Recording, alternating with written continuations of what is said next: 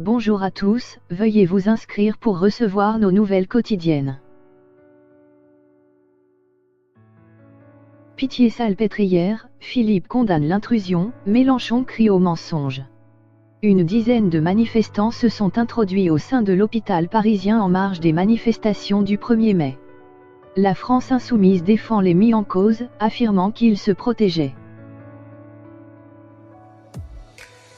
La scène, survenue mercredi en marge des manifestations du 1er mai à Paris, a suscité l'indignation collective. Une dizaine de manifestants, dont des Black Blocs, se sont introduits dans l'hôpital de la Pitié-Salpêtrière. C'est inqualifiable, a dénoncé Agnès Buzyn, la ministre de la Santé, jeudi matin sur Europe 1 quand Christophe Castaner, ministre de l'Intérieur, affirmait la veille qu'il s'agissait d'une « attaque ». En déplacement en Charente ce jeudi, le Premier ministre, Édouard Philippe, a affirmé que s'introduire dans un hôpital, c'était remettre en cause des services publics. Quelle est la logique de cette mise en cause? Quelle est la justification de cette mise en cause?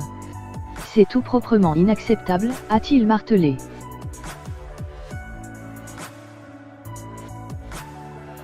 Une grande partie de l'opposition, de droite comme de gauche, a également déploré cette intrusion. Des voix se démarquent malgré tout, notamment au sein de la France insoumise. Jean-Luc Mélenchon et les siens contestent le terme des « attaques » employé par Christophe Castaner. Ils estiment que les manifestants se sont réfugiés dans l'hôpital parisien pour échapper au gaz lacrymogène des forces de l'ordre. Il y a un an, les mensonges de Benalla.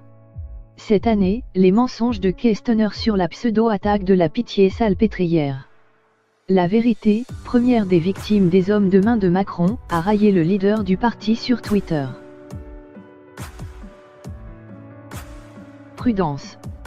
Dans quelques heures, on découvrira que la soi-disant attaque de l'hôpital est une manipulation du système. Comme naguère avec le pseudo-saccage de l'hôpital des enfants malades, a-t-il également affirmé, reprenant l'exemple de l'hôpital Necker lors d'une manifestation contre la loi travail en 2016. À l'époque, Manuel Valls, Premier ministre, avait assuré que les « casseurs » avaient tout « dévasté ». Même si des dégâts étaient visibles sur les parois, aucun manifestant n'était entré au sein de l'établissement.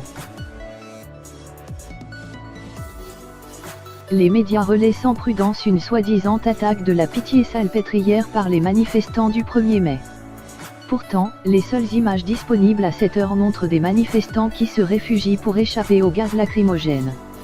Castaner ment comme il respire, a aussi dénoncé sur Twitter Manuel Bompard, candidat en deuxième position sur la liste LFI aux européennes et proche parmi les proches de Jean-Luc Mélenchon. Plus les témoignages tombent, plus les déclarations de Christophe Castaner ressemblent à un gros mensonge d'État, ou fake news si vous préférez. À suivre, a tweeté le député LFI, Éric Coquerel. Interrogé sur cette hypothèse, Édouard Philippe a voulu couper court. Vouloir s'introduire dans un hôpital de cette façon n'est pas excusable. Je le dis comme je le pense, a-t-il certifié devant les caméras, rappelant que la scène avait choqué un très grand nombre de Français. Le parquet de Paris a ouvert jeudi une enquête.